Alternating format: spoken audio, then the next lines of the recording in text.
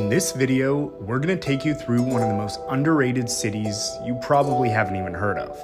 Filled with rich culture, busy streets, and beautiful architecture, is this somewhere that you should add to your travel plans?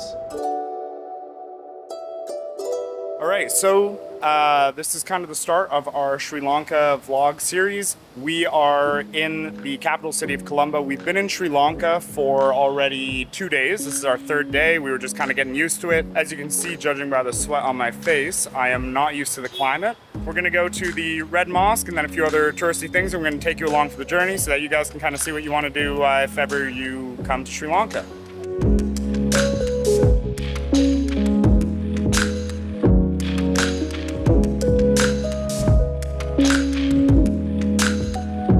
To get into the Red Mosque because there's too many people in there right now. Might have to buy a sarong to cover up our legs, and I have my shoulders covered for today, but He said we're the last one.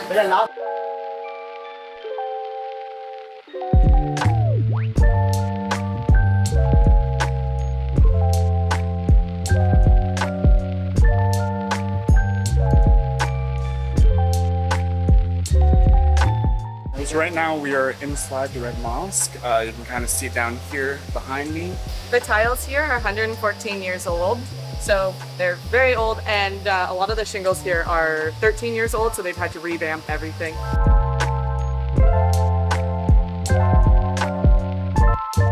All right, so we are at the Red Mosque. We're just getting a little tour. Nadi, who is our local tour guide, who we met in university, is gonna give us a rundown on what we're doing next. We're just gonna go to the floating market.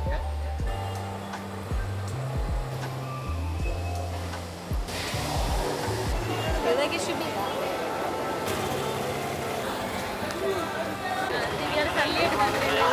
So we're just walking through the busy streets of Colombo right now. There are tuk-tuks everywhere, people everywhere, so we're just obviously trying not to bump into anyone. There's definitely a major culture shock coming from Canada. But yeah, we're walking off to the floating markets right now.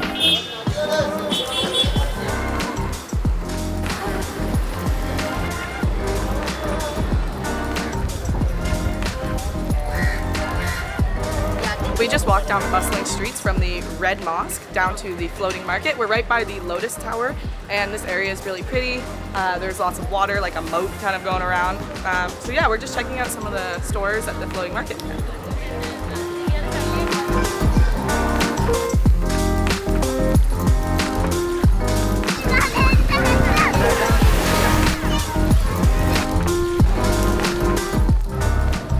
So we have less than 24 hours in the city of Colombo, Sri Lanka, before we have to head back to Colombo to catch our flight off to Indonesia. So we're going to take you around with us. Our first stop is going to be at the Colombo City Center Mall, where we're going to book a VIP movie for tonight, and we're going to get some lunch. Yay! Good morning. We're just in a tuk-tuk right now. It's 200 rupees to get to the mall, so it's not very far. And yeah, I'm excited to eat because I'm super hungry. We went to sleep at like 4 a.m. So we're also pretty tired, but it'll be a great day. All right, thank you. 220, thank you. Have a great day. 220, and now we have to go through security. Any malls or any stores, you kind of have to do like a little security check. So we're in the mall, Colombo City Center Mall now. It looks like any other mall you'd see in like America or Canada. It's got all the fancy stores and all that. And we are gonna go see Blue Beetle tonight. I'm excited because we haven't seen a movie in the theater for a while, and it'll feel kind of like home for a bit. And we're trying to get gold status, whatever that means. It's like super small theater, like not many seats, and it's like hopefully reclining and super comfy for a 2-hour movie. We're at Scope Cinemas right there. We're gonna try to book in advance because we do know that they book up quite quickly based on online, but we couldn't pay online due to our stupid credit cards. And then on the other side is the food court, and I'm starving, so we're gonna get some food after that. We're trying to book the 7 p.m. gold class. 7 today? Yeah, 7 today. Blue Beetle. Yeah. How many tickets? Oh, is it full? 2. What's taking? Only the white. I'll repeat the booking again for the Blue Beetle, 7 o'clock show, B5 and B6. Perfect, thank you. All booked, gold class. Very excited to see what that means, or if we get like food, I don't know. Yeah, food court time. We're gonna go to McDonald's, maybe? Oh yeah, I guess we could sit right here. sure. So the cup sizes for any pops here are way smaller than in Canada or America. You order a large and it's puny, so it goes quick.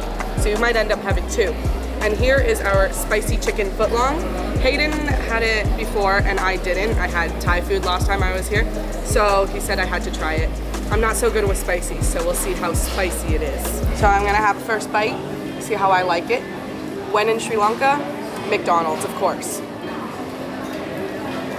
I can handle it. It's very good though.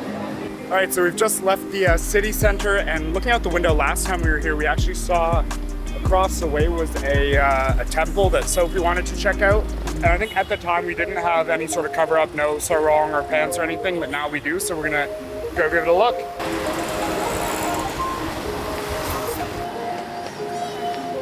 So when you go into temples here, as with I believe most Asian places, the women need to cover up their shoulders and their legs.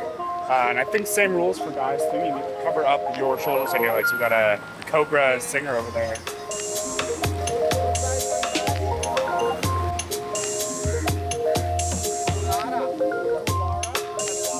We are at the Gangarama temple.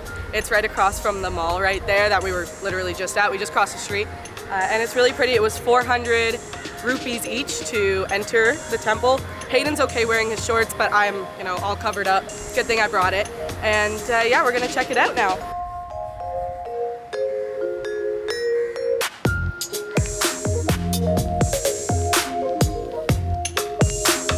Yeah, so we're at the Gangarama temple. So we don't know too much about it. There's not really anyone to tell us anything. But it's really pretty. There's the golden Buddhas surrounding the whole thing. It's quite small. Like Sophie said, entrance fee was 400 rupees each, which is about $2 Canadian. $2 Canadian, a bit less US, obviously. Very peaceful, and yeah, so we're just exploring.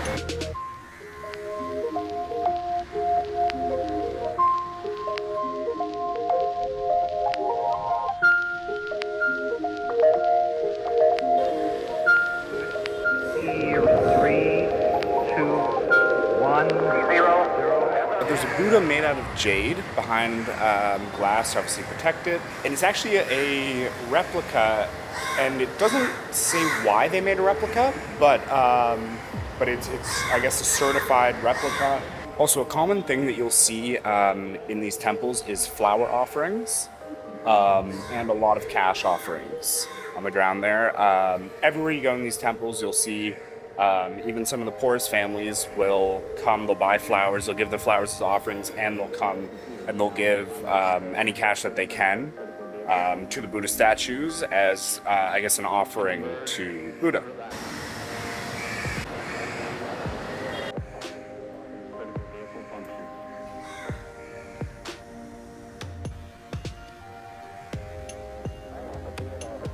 So a lot of the temples that you'll see in Sri Lanka have a tree somewhere like in the middle of them, and that's because Buddha, when he came to Sri Lanka, would pray under a tree like this.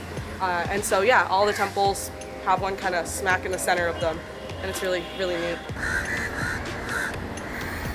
I'm pretty sure that they do just come up with the prices when they see you. They kind of gauge what you look like, what you're wearing, and they'll pick a price and just charge you. So don't be afraid to check people on prices. Obviously this wasn't too expensive, so we didn't bother, but you're always able to negotiate. So another thing to note, if you are a foreigner of any sort, or like visibly a foreigner, you will be stopped by people driving tuk-tuks all the time. At some points it can actually get annoying because you're just trying to walk around and they will hound you going tuk-tuk, tuk-tuk. Obviously it's people trying to make a living, so we support where we can, but sometimes you just want to walk. And also taxis will always charge you more than if you go through Pick Me, which is like the equivalent of an Uber app. The cheapest way to get a ride anywhere in the city or anywhere you are is by Pick Me, and it's a really easy app to use.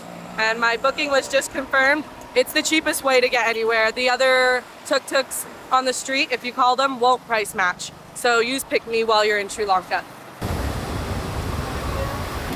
Alrighty.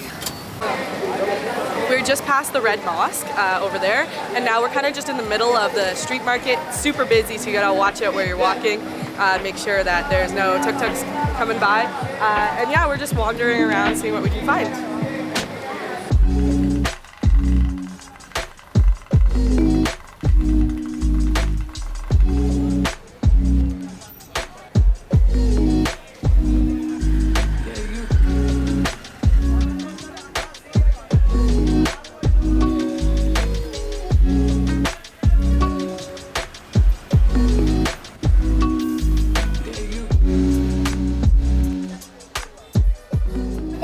So Sophie is very adamant that I try a fruit called durian. It's apparently the stinkiest fruit in the world.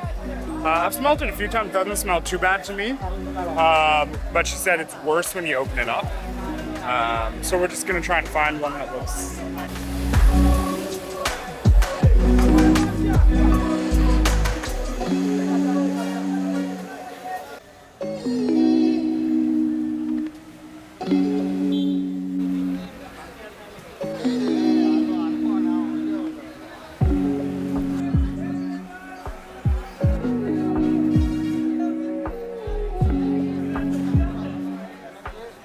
We get like a small 600. 600. Get 600. Okay. We don't want too much. Small. Just very, very small. Very small.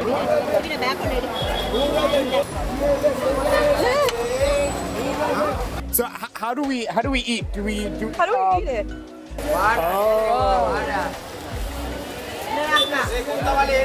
Organs. Thank you. So we eat that. Eat the whole thing, all of it. Okay, thank you. We found a nice spot near the Lotus Tower right there, and the floating market's kind of in this area as well. And we're gonna try this durian. Not sure what it's like, if there's like a big seed on the inside of it or something, but we're gonna try it, and you'll see how we react when we try it.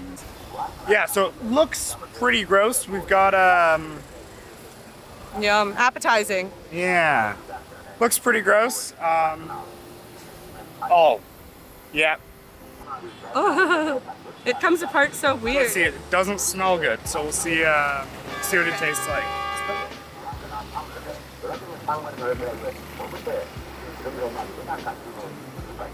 I don't love it. It's mild. It definitely doesn't taste as bad as it smells. I don't know how I. It's like pudding. I don't love it. Yeah, I can't finish that. So smush. It's close up. Oh, so gross. Oh, great. Totally recommend it.